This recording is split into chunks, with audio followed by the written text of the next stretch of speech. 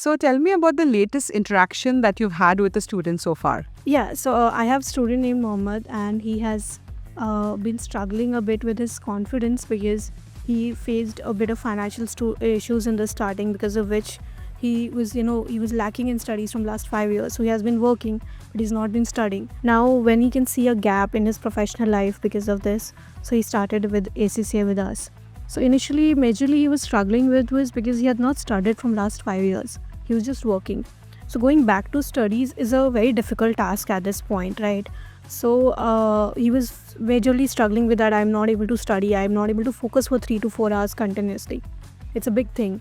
So what he did next was that what we started initially was that initially he took some time, but initially what I did was I told him to study only for 1 to 2 hours daily, not more than that.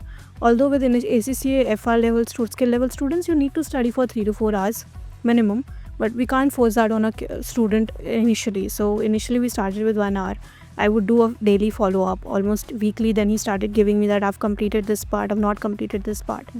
Then we moved on to starting making a proper plan for him. So we arranged guidance session with the faculties to help him understand that, okay, this is the most important parts, you need to understand this first and then move on. And initially he needed a little bit of guidance with the basics also, because he got 5 exemptions because of his BCom. But then he was working that time, so he was not focused on studies that time. So we gave him the basics like FA lectures also for FR. So all that we did for him.